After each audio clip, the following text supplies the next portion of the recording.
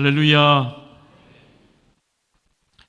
여러분, 오늘 본문에 등장하는 질그릇이라는 단어가 있습니다.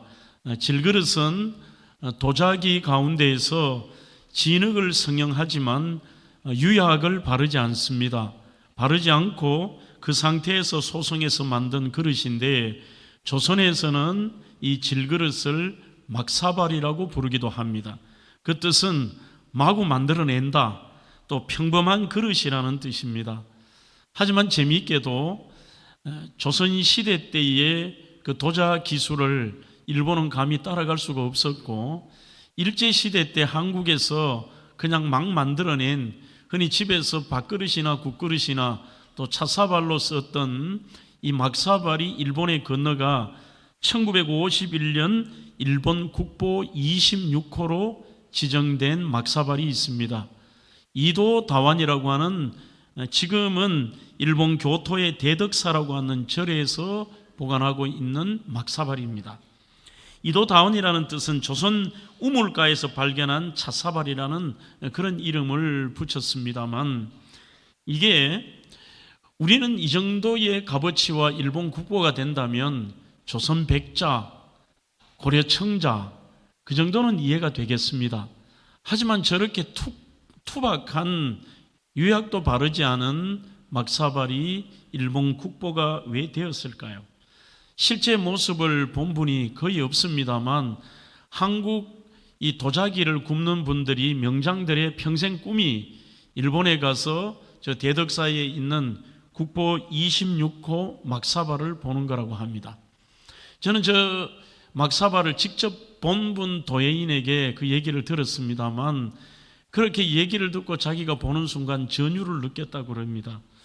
저처럼 문외한이 과연 저거 가지고 무슨 전율을 느낄까, 이런 생각도 해보았습니다만, 한때 가난한 조선의 밥상이나 차에 올랐던 사발이 하급 자기가 일본에 건너가 최고의 도자기가 되었습니다.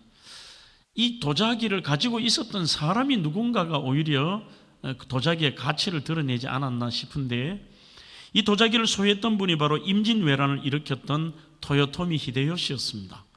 그가 가지고 있다가 도쿠가와 이에야스가 보관을 하고, 이게 계속해서 내려와서 최근 현대 기록을 보면은 일본의 어마어마한 거부인 후마이코라는 분이 그 당시의 가치로 하나로 계산하면 약 1,100억 원에 저 찻사발 하나를 샀습니다. 1,100억 원.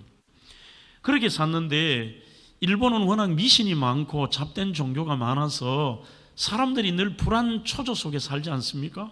그래서 이 불길한 전설이 뭐냐면, 방금 국보 26호 이도다원을 가지고 있는 사람, 소유한 사람은 몸에 심각한 종기가 걸려서 이 이도다원에 만든 도공의 저주라고 하면서 종기에 걸려 죽든지 아니면 큰 몸에 질병이 있다. 그것이 두려워서 후마이코의 아내가 이 교토의 한 사찰에다가, 이거는 우리가 가지고 있으면 저주받으니까 당신들이 봉인을 해가지고 좀 가지고 계시오 해서 이 절에 기증을 해버린 겁니다. 지금도 오동나무 7개의 상자에 열고 그 안에 싸서 봉인을 해서 보관을 하고 있습니다. 참 조선 서민이 사용하던 막사발이 어떻게 일본의 국보 26호가 되고 무려 그 당시에 51년도에 1,100억 원에 팔렸을까? 나름대로는 자기들이 정말 대단한 사람이라고 보는 토요토미 히데요시가 썼다, 그런 가치로도 그 정도의 값을 매길 수 있을지 모릅니다만, 저는 두 가지의 생각을 좀 해보았습니다. 첫째는 논리적 모순이다. 1,100억 원이라도 그릇은 그릇이다. 그릇의 주체는 무엇을 담는 것이 아닐까? 그렇다면 오히려 그릇이 가치를 인정받는 게 아니라 그 안에 들어있는 무엇을 담고 있느냐가 더 중요하다는 것이죠. 이 그릇에 대한 론은 많은 글이 있고, 우리 교회 집사님도 그 그릇에 대한 글을 쓰셨잖아요. 이렇게 굉장히 의미 있는 글이던데 사보셔도 좋을 것 같아요. 그 다음에 또 하나의 저는 개인적인 생각입니다만, 이 질그릇이 참 좋은 것은 가치 없고 투박한 유약도 바르지 않은 막사발이지만 이 질그릇은 늘 따뜻한 것을 담습니다. 따뜻한 것을 담아서 우리의 삶과 사람의 몸을 성경에는 질그릇이라고 하는데, 우리에게도 정말 중요한 것은 질그릇과 같은 저희들의 인생에 무엇을 담느냐가 중요하지만 이 질그릇 같은 우리가 좀 따뜻하면 좋겠다. 여러분, 살아있다는 증거가 무엇입니까? 아마 시체를 가장 많이 보고 만진 사람이 제가 아닐까요? 대면교회에서는 제 수첩에 보면 체크를 해요. 2005년 1월 첫 주부터 제가 사역을 했으니까 지금 21년째 사역을 하면서 지금까지 약 한 350여 분의 장례를 치루었습니다. 물론 우리 교회 아닌 성도도 몇 분이 계시지만 대다수가 우리 교인들의 300여 분 이상의 성도들의 장례를 하면서 수많은 그분들의 삶의 내용도 다르고 살아가는 형편도 다르지만 똑같습니다. 죽음 앞에는 똑같은데 믿느냐 믿지 않느냐에 그것밖에 없습니다. 없는데 인간적인 살아있다는 것과 죽은 시체의 차이는 사람이 숨이 요만큼 붙어있고 헐떡거리든지 뭐든지 살아있는 사람에게는 따뜻합니다. 그 안이 따뜻하기 때문에 피가 아직은 따뜻하고 사람이 따뜻한데 숨이 떨어지면 급속도로 차가워집니다. 한참의 시간이 닿았는데 그 시체를 딱 만지면은 딱딱할 뿐만이 아니라 굉장히 섬뜩할 만큼 찹습니다. 그래서 저는 그때마다 느끼는 게 뭐냐 하면, 살아있다는 것은 따뜻한 거구나. 우리 속에 그리스도인이라 하면서 내 속에 따뜻함이 없다면 우리는 살아있어도 그 속에 있는 것이 죽은 것이 아닐까, 뭐 이런 영적인 생각과 인간적인 생각도 한 적이 있습니다. 자, 이제 본문으로 한번 돌아보겠습니다. 오늘 고린도후서 본문은 예수를 믿고 사명받은 저와 여러분들을 향해서 질그릇에 비유하고 있습니다. 왜 질그릇 인생일까? 이 질그릇이라는 단어가 히브리어로는 오스트라 키노이스 스퀘센이라는 어려운 말인데 엄밀히 말하면 흙으로 빚어진 그릇이다, 이런 말입니다. 세 단어를 쓰고 있습니다. 흙으로 빚어진, 즉 어떤 대상에 의해서 만들어진 그릇이다. 하지만 흙이라는 것은 보잘것없고 연약하다는 뜻입니다. 맞는 것 같습니다. 우리 사람을 향해서 하나님께서 흙으로 사람을 만드셨고 우리는 흙으로 난 식물을 먹고 살다가 흙으로 돌아가는 것이 인생입니다. 질그릇은 아무리 귀하고 아름다워도 깨어지기가 쉽습니다. 사람은 강한 것처럼 보여도 참 약한 존재입니다. 육체적으로도 참 약한 존재가 사람이 아닐까요? 조금만 있으면 면역력이 떨어지면 심각한 질병이 찾아오기도 하고, 조금만 뛰어도 숨이 차고, 동물처럼 한번 뛰어보십시오. 조금만 무리하면 입술이 파이고 터지고 염증이 생기고 붓고 아프고 병이 나고, 참 우리는 강한 것처럼 보이지만 사람만큼 질그릇처럼 연약한 존재는 없습니다. 인격적이나 정신적으로도 참 연약한 존재입니다. 작은 일에도 쉽게 상처받고 쉽게 낙심하고 쉽게 절망하고 쉽게 넘어지고 아파하고 어떤 말 한마디 때문에 괴로워하고 상황이 바뀌어지고 참 연약한 존재다. 연약한 존재다. 그렇다면 여러분, 이 보배롭다는 말을 쓰고 있습니다만 질그릇의 진정한 가치는 제가 앞에서도 말씀을 드렸듯이 무슨 1,100억 원짜리의 이도단이라도 그 안에 무엇이, 질그릇 속에 무엇이 담겨 있느냐에 따라 삶의 가치가 달라지는 것입니다. 그릇 자체가 가치 있는 게 아닙니다. 훨씬 더 그릇 안에 무엇을 담고 있느냐, 그 그릇 안에 무엇을 담느냐가 중요한 것입니다. 우리의 육신 자체도 대단하고 가치 있는 것은 아니죠. 그러나 그 약한 존재일지라도 우리 안에, 오늘은 제가 아예 설교의 결론을 내려놓고 전개를 하겠습니다. 우리 안에 보배로운 예수 그리스도를 담고 있는 그 그릇은 연약할지라도 보배로운 그릇이 되는 것입니다. 두 가지 측면에서 한번 생각해 볼까요? 우리는 볼품없는 연약한 질그릇에 가장 귀한 보배를 담아야 됩니다. 이 보배는 성경에서 예수 그리스도라고 말씀하시고 예수의 복음이라고 말씀하고 있습니다. 7절 말씀입니다. 우리가 이 보배를 질그릇에 가졌으니 이는 심히 큰 능력은 하나님께 있고 우리에게 있지 아니함을 알게 하려 함이라고 되어 있습니다. 사도 바울은 예수님을 그의 질그릇에 가득 담고 산 사람이었습니다. 그러니까 이게 어느 정도의 그 그릇 속에 일부를 예수를 담는 게 아니라 사도 바울 같은 경우는 자기 삶 자체가 전체가 오버플로잉, 차고 넘칠 정도로 그 속에 예수를 가득 담고 있는데 빌립보 1장 8절에도 이렇게 말씀합니다. 내가 예수 그리스도의 심장으로 너희 무리를 어떻게 삼았는지 하나님이 내 증인이시니라. 그러니까 자기 이 정말 보잘것없는 질그릇 같지만 자기 심장도 예수의 심장이라는 것입니다. 건들면 나올 것은 예수밖에 없는 것이죠. 갈라디아 6장 17절에도 이후로는 누구든지 나를 좀 괴롭게 하지 말아라. 내가 내 몸에 예수의 흔적을 가졌노라. 그렇게 얘기합니다. 흔적이라는 단어는 스티그마라는 단어인데 쉽게 말하면 상처라는 뜻입니다. 이게 우리말로 흔적이라고 되어 있습니다만 지워지지 않는 흔적, 어떤 경우라도 잊혀지지 않고 지워지지 않는 스티그마가 있다. 즉 나는 어떤 경우에도 내 속에 예수의 흔적이 있기 때문에 좀 괴롭히지 마라. 너희들이 아무리 괴롭혀도 나는 예수 포기하지 않고 나의 지금의 삶을, 믿음의 삶을 포기하지 않는다. 그 고백인 것입니다. 오래전에 제가 여러분들에게 그 인텔 인사이드에 대한 다른 측면의 설교를 한 적이 있습니다.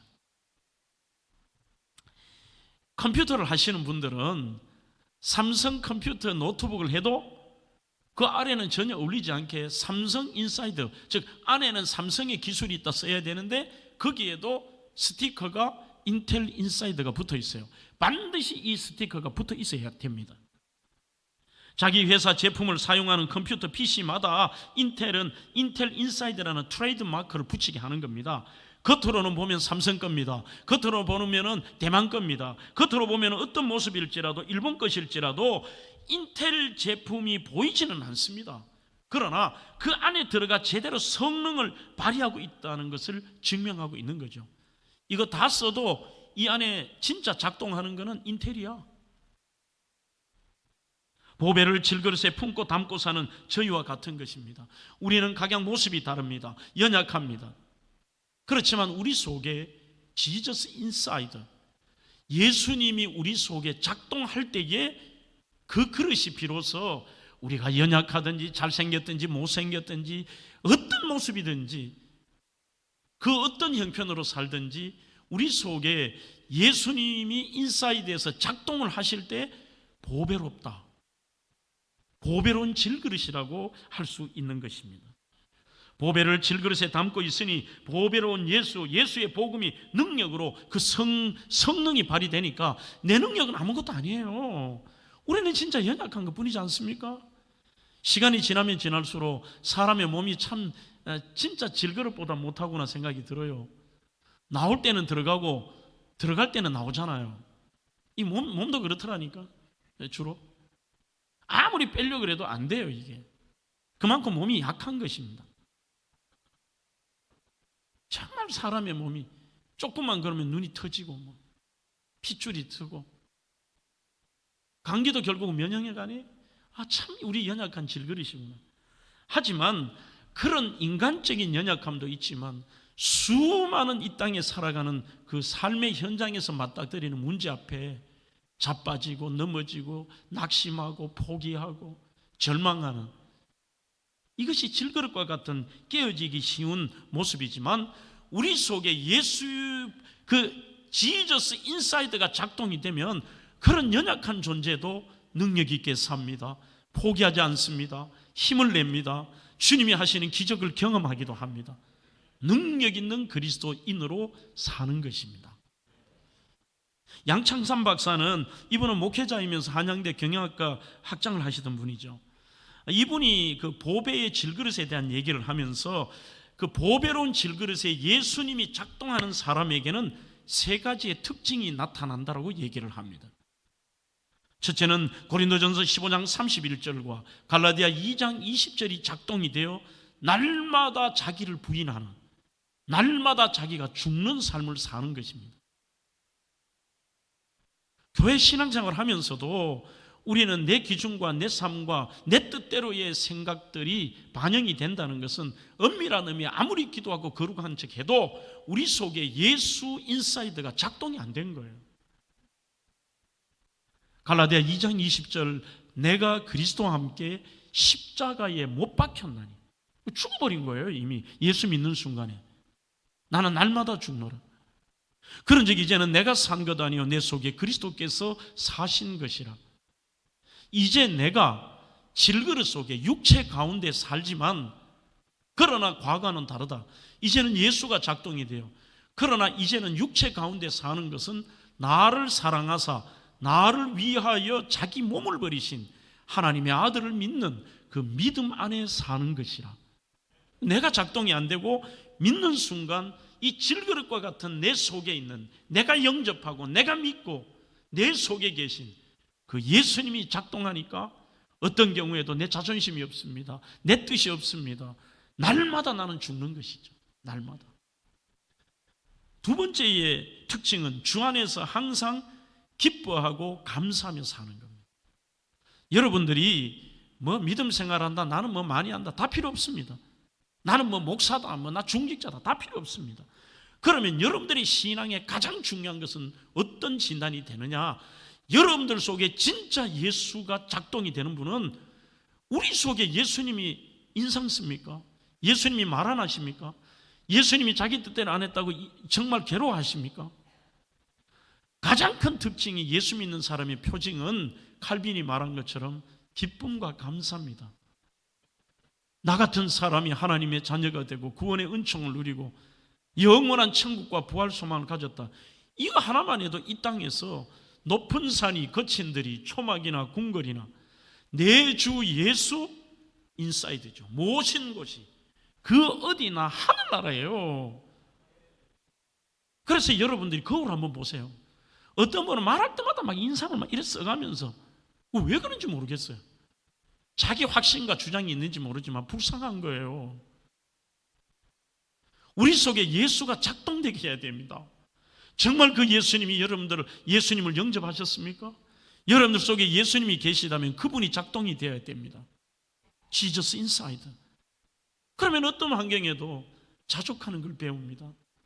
한두 개 어려운 것을 붙잡는 게 아니라 나에게 주신 은혜를 붙잡고 감사하며 삽니다. 그것이 얼굴로 나타나게 되어 있습니다. 남들까지 행복하게 만듭니다. 세 번째는 성령 안에서 사랑하며 산다고 되어 있습니다. 골로새서 1장 8절, 성령 안에서 너희 사랑을 우리 안에 알린 자라고 되어 있습니다. 예수의 십자가와 부활의 복음을 담고 있는 것은 이제부터 나는 죽고 예수로 사는 사람입니다. 희한합니다. 누가복음 5장에도 예수님을 만난 베드로 이야기를 보십시오. 밤새도록 고기를 잡아 자기가 고생했지만 한마디로 잡지 못합니다. 빈 그물을 씻고 있을 때 예수님이 오셨습니다. 배에 올라 해변에 앉은 사람에게 천국 복음을 증거하고 깊은 데로 가서 그물을 내려 고기를 잡으라고 합니다. 순종하는데 오면은 뭐라고 얘기하느냐? 진짜 예수를 영접하니까 이렇게 말합니다. 주여 나를 떠나소서, 나는 죄인이로소이다. 내가 누군가를 알아요. 나는 문제없고 남이 다 문제예요. 우리 속에 예수가 작동하면 내가 문제인 겁니다. 내 삶 속에 예수께서 들어오셨다면 그 흔적이, 스티그마가 있어야 됩니다. 이 양창삼의 책에 자기가 하는 이런 얘기를 하나 소개했습니다. 자기 교회 다니는 어떤 아이 하나가 교회에서 그런 일이 있어서 간증을 하는데, 어릴 때 부모님을 다 잃고 고모님이 아이를 키운 거예요. 고모는 결혼도 하지 않고 어린 조카들을 키웠는데, 이 고모가 자기 조카지만 자기 자식 같으니까 이 아이들에 대한 집착이 강했어요. 그러니 이거 하지 마라, 저래라, 굉장히 잔소리가 심하고 야단을 쳐요. 이 아이가 친구 따라 고등학교 때 교회로 갔습니다. 얼마나 또 그날 또 이 사춘기를 이제 막바지를 하는 친구가 어려웠던지 여자아이가 고모가 잔소리하는데 그만하라고 문을 쾅 닫고 다는데 진짜 들어가기 싫고 고모를 보기도 싫더래요. 그날따라 교회를 갔는데 전도사님이 설교를 갈라디아 2장 20절을 하시더래요. 예수님 믿는 거는 자기를 죽는 거야. 그리고 이제는 너희들이 사는 게 아니라 너희 속에 있는 예수님 뜻대로 살고 예수님이 사시는 거야. 이 말씀이 아이에게 은혜가 된 거죠. 아이가 깨달아요. 아, 그렇구나. 내가 고모를 만나면 안 된다. 내가 고모를 만나면 이게 안 되고 예수님이 내 안에 계신데 예수님이 고모를 만나 주시면 돼. 그래서 얘가 집에 가기 전에 기도를 했대요. 예수님이 고모 만나 주세요. 예수님이 고모 만나 주세요. 그렇게 말하고 집에 문을 열고 들어가니까 들어가자마자 고모님이 또 잔소리 하는데 괜찮더래. 괜찮고 고모님이 너무 감사하더래요. 그래도 나한테 야단 쳐주는 사람이 있잖아. 우리 고모 때문에 내가 이렇게 자랐잖아. 지금까지 보지 못했던 감사가 보이고 예수님이 고모를 만나니까 모든 것들이 정상이 되는 거죠. 우리가 자꾸 나의 질그릇으로 사니까 문제가 생기지만 우리 속에 예수님이 살아 움직이고 그분이 작동이 될 때에 그때는 지금의 상과는 다른 것입니다. 내 속에 예수가 이 작동이 된다는 것. 여러분 2010년으로 제가 알고 있습니다. IT에서 엄청난 지진이 있었죠. 그때 무려 20만 명의 분들이 희생을 당했습니다. 20만 명이 돌아가시고 나라가 초토화가 되었는데 그때에 제가 이분을 알아요. 백삼숙 선교사님이신데 여자 선교사님이세요. 이미 그때 연세가 67세셨으니까 뭐 지금은 80세 넘으셨겠네요. 이 IT에 그 어려운 IT에 홀로머니를 모시고 가셔서 그 세 번째 선교사님으로 들어가셨어요. 우리 교단으로 해서 들어가셔가지고 8년 차 될 때에 이 IT 지진이 일어났습니다. IT 사랑의 집을 운영하면서 지금 사진에 보듯이 그 고아들을 20명을 혼자서 돌보셨습니다. 고아 20명을 돌보시고 또한 20몇 명의 현지 청년들을 이제 교육을 시키고 그 중에 6명은 앞으로 목회자를 만들겠다고 신학 공부에 도움을 주셨고 시간이 날 때마다 빈민촌 시티 솔데이라고 하는 완전히 그 쓰레기장과 같은 그곳에 가셔서 사랑을 전했던 분이에요. IT에 터지자마자 대사관에서 난리가 났습니다. 한인들 보호한다고 전부 조사를 해가지고 한인들을 차에 태워서 이웃 나라로 빨리 피신하라는 겁니다. 그런데 백삼숙 선교사님이 그때 안 나가셨어요. 여진도 있고 앞으로 문제가 있을 수 있는데 떠나지 않겠다는 겁니다. 아이들과 청년들을 버려두고 혼자 안전한 곳으로 갈 수 없다는 이유입니다. 나는 피 한 방울 섞이지 않은 이곳 아이들을 위해 생명을 겁니다. 왜냐하면 소망과 미래를 잃은 이들에게 예수님의 사랑만이 해결책입니다. 그러면서 오늘 설교에 제가 썼던 원고처럼 그 말을 해요. 저는 제가 사는 것이 아니라 내 속에 예수님이 그렇게 말씀하시고 내 속에 있는 예수님이 작동하시는 겁니다. 이 작동이라는 말을 해요. 내 뜻이라면 가야 되는데 안에 있는 지저스 인사이드가 작동이 되니까 내 삶이 그렇게 사랑이 나타난다는 거죠. 유진 피터슨의 메시지라는 책을 읽어보겠습니다. 믿음은 기분이나 감정이 아닙니다. 이신칭이라는 막연한 믿음이 아닌 정말 예수님을 품고 사는 것이냐, 이것이 중요합니다. 말씀대로 살려고 몸부림치며 내 속에 있는 예수께서 작동이 되어 우리 인생에 하나님만 의지할 수밖에 없는 존재라는 것을 삶으로 증명해낼 때 비로소 그것을 믿음이라고 말할 수가 있습니다. 하나님 앞에 바로 세워진 사람은 참으로 하나님을 신뢰함으로 내 속에 있는 예수가 살고 내가 죽는 것입니다. 이렇게 메시지에서 쓰고 있습니다. 그래서 한마디로 오늘 우리는 보배롭다는 말이 어울리지 않는 질그릇이지만 내가 보배로운 질그릇인 것은 바로 우리와 같은 질그릇 속에 예수 그리스도가 그 속에 계시기 때문입니다. 이제 우리의 과제와 우리의 삶은 뭘까요? 그분을 작동하게 하는 겁니다. 작동하는. 수백 번, 수천 번 해도 제일 불쌍한 사람은 자기 생각대로 사는 거예요. 그분이 작동이 안 되니까 괴로운 겁니다. Jesus inside. 마지막 두 번째, 질거든 인생이 예수를 품으면 예수님의 능력이 삶 속에도 나타납니다. 7절에 이 보배의 질그릇을 가지면 이는 심히 큰 능력은 하나님께 있고 우리에게 있지 아니함을 알게 하려 함이라. 정말 예수를 믿는 그리스도인으로 능력 있게 살아가느냐? 능력 있는 그리스도인으로 살지 못한 이유는 우리 속에 예수를 담지 못했기 때문입니다.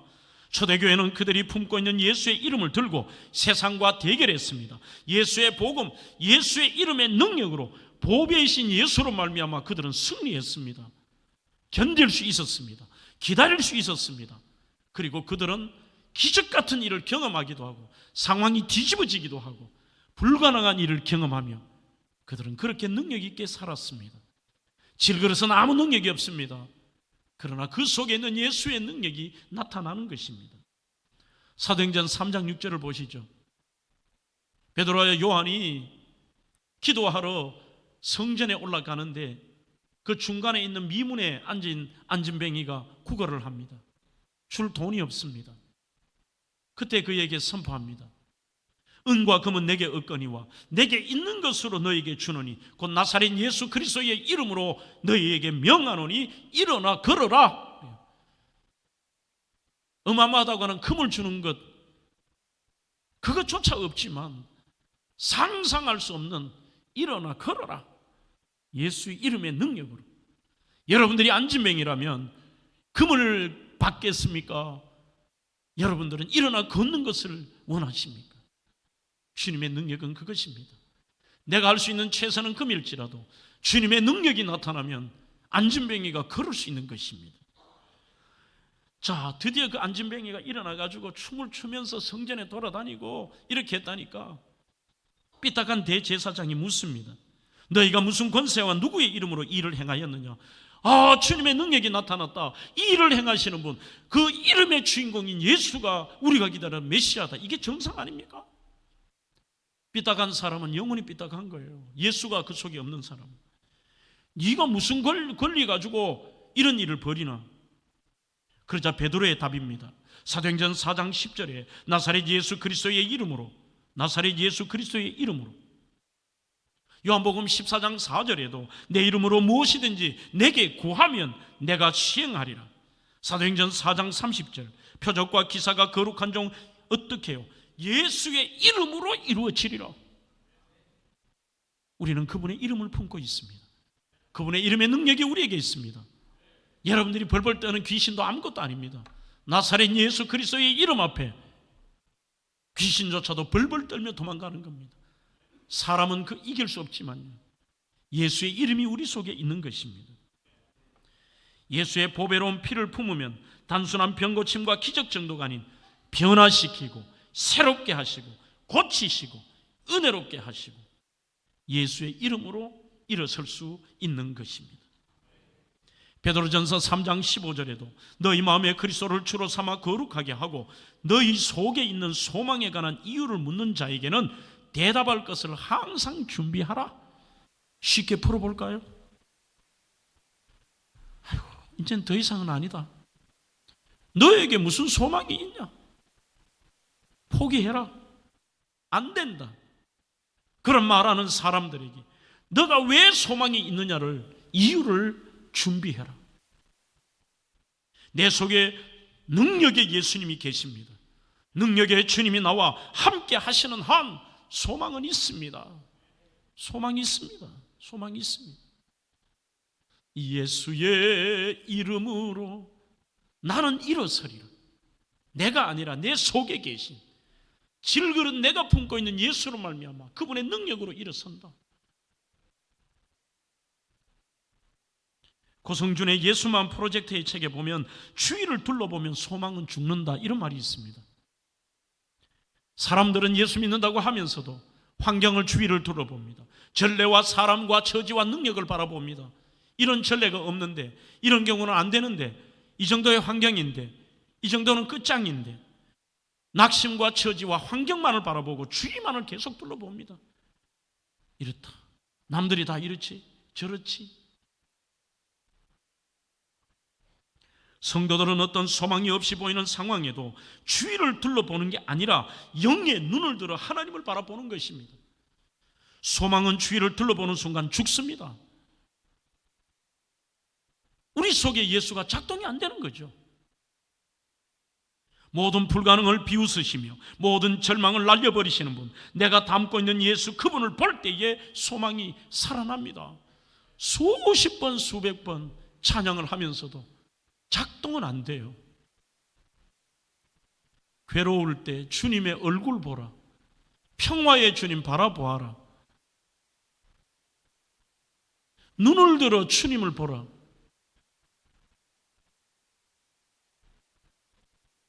그러나 우리는 이 예수만 프로젝트에 말하는 것처럼 주위를 둘러보는 거예요.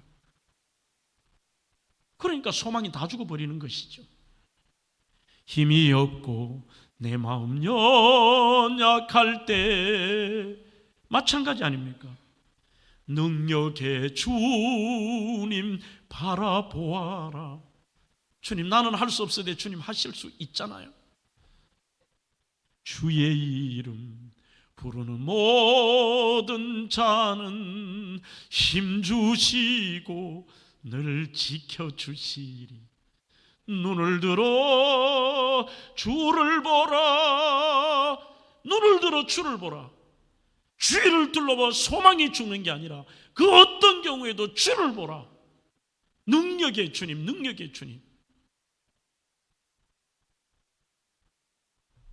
실제 이것이 추상적인 게 아니라 성경에 있는 예를 한번 들어볼까요? 열왕기하 6장 15절로 17절에 보면 어마어마한 연합 대적들이 이스라엘을 침공해서 성을 둘러쌌습니다. 예루살렘 성을 둘러싸고, 그러니까 당시의 선지자가 엘리사입니다. 엘리사의 사환이 청년인 그 옆에 있는 비서가 일찍 일어나서, 성경이 그렇게 쓰고 있습니다. 열왕기하 6장 15절, 일찍 일어나서 나가보니 그 적들의 군사와 말과 병거가 성읍을 가득 에워쌌는지라. 자기가 막 나가서 하나님께 기도하고 이렇게 하고 믿음으로 바라본다 했지만 상황을 봐서 급하니까 이 청년이 나가서 이렇게 보니까 완전히 막 꽉 둘러싸서 자기 군대로 이길 수가 없는 겁니다. 이미 끝장난 거예요. 대부분은 그 주위를 둘러봅니다. 성경에 나쁜 감탄사가 여기 나와 있습니다. 집중해서 안 읽으면 이런 거 놓치는데 이 감탄사가 나와요. 아가 2번. 15절 16절 넘어가면서 돌아다니면서 그렇게 보고는 사환이 엘리사에게 말하되 내 주여 우리가 어찌하리까 이 말입니다. 이제 어떻게 하노? 어떻게 합니까? 이제 우리 끝장입니다. 이렇게 말하는 거예요. 주위를 둘러보니 소망이 다 죽어버린 겁니다. 그때에 16절 후반절에서 17절에 넘어가며 엘리사가 기도하여 이르되 여호와여 원하건대 그의 눈을 열어 보게 해 주옵소서. 즉 이 사환의 눈을 열어 주십시오라고 기도합니다. 그러자 사환이 눈이 열리고 영 안에는 눈이 열리고 보이지 않던 것이 보여요.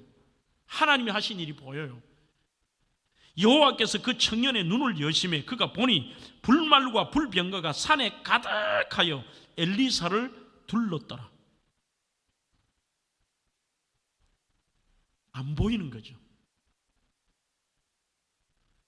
눈을 들어 주님을 바라보니 하나님의 천사와 하나님께서 하신다는 게 이 청년이 보게 된 겁니다. 주님의 능력이 나타나면 이깁니다. 끝까지 포기하지 않고 기다리는 것입니다. 우리가 예수님이 작동하는 사람은 절망하지 않습니다. 끝까지 견딥니다. 작은 것에서 큰 것을 보는 능력이 있습니다.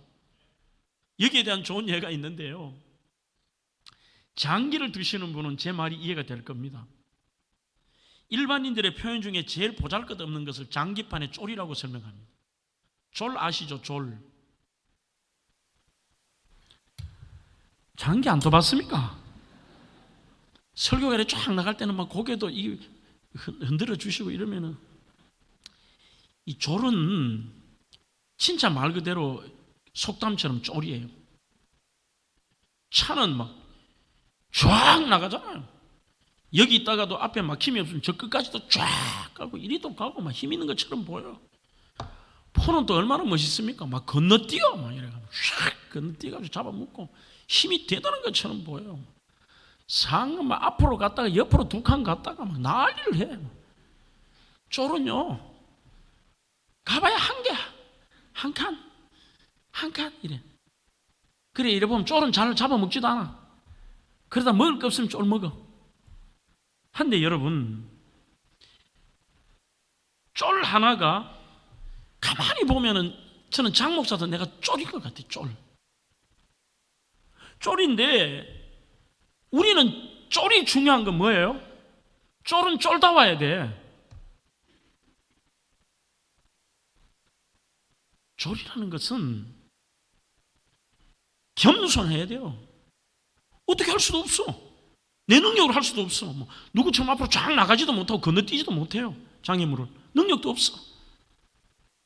조리할 수 있는 것은 딱 두 가지입니다. 겸손하게 끝까지 기다려야 돼. 끝까지. 그러니까 첫째의 자세는 겸손해야 돼. 자기가 잘난 척하고 주시 가다 죽어요, 그냥. 그 다음에 두 번째는 끝까지 살아남아야 돼. 끝까지 견디고. 그러면 나중에 보십시오.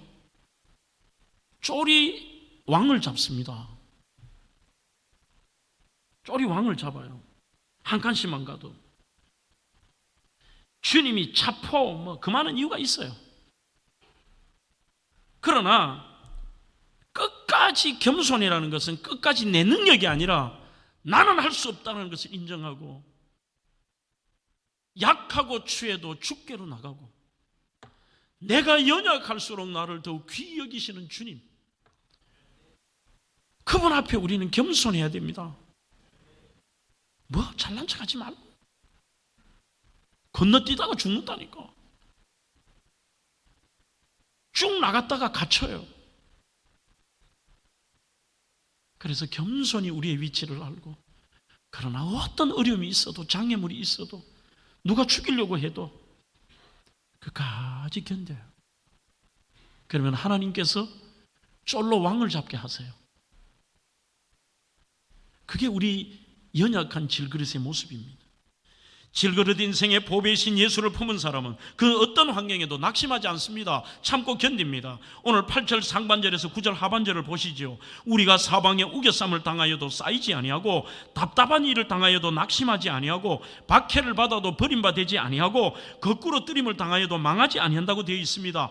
여기서 우겨쌈을 당한다는 뜰리보 메노이라는 말은 집을 짜기 위해 포도를 막 짓누르는 겁니다. 이런 상상할 수 없는 압박과 고통이 있어도 쌓이지 않은 것입니다. 답답한 일, 아포르메노이, 군대 용어입니다. 포위를 당한다는 뜻입니다.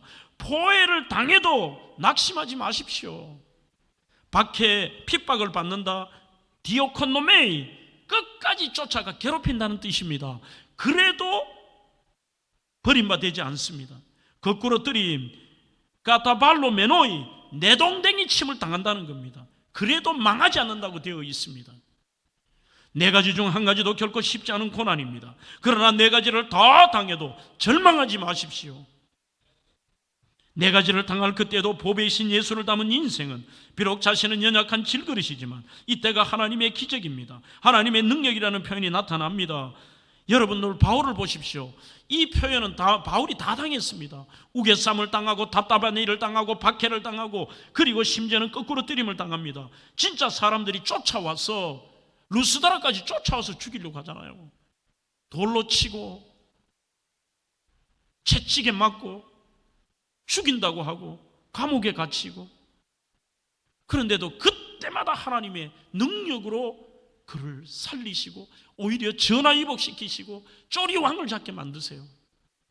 빌립보 감옥에 가니까 죽는 줄 알지만 하나님 기적을 보여주시고 간수의 가족을 다 살려버려요. 어느 섬에 가니까 사람들이 완전히 원주민들이 죽이려고 하는데 하나님의 능력이 나타나서 그들을 신처럼 섬기고, 시편 56편 2절 4절에도 내가 두려워하는 그날에는 주를 의지합니다. 내가 하나님을 의지하고 그 말씀을 찬송하올지라. 내가 하나님을 의지하였은즉 두려워하지 아니한다고 되어 있습니다.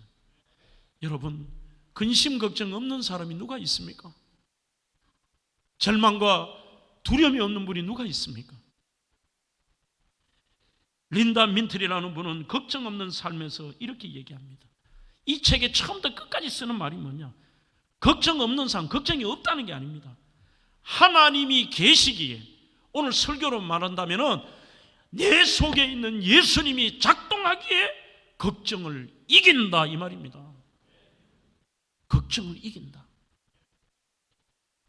보배로운 질그릇이 아닙니다. 보배이신 예수를 연약한 질그릇에 가진 존재가 저와 여러분들입니다. 사랑하는 성도 여러분, 여러분들 속에 무엇을 담고 계십니까? 오늘 저는 간곡하게 여러분들에게 부탁을 드리고 소망을 드립니다. 우리 속에 계신 보배로운 예수를 작동시키십시오. 그리고 그분의 이름의 능력으로, 내 속에 계신 예수의 능력으로 말미암아 여러분들의 삶에 승리의 계가를 부르시기를 주의 이름으로 축원합니다.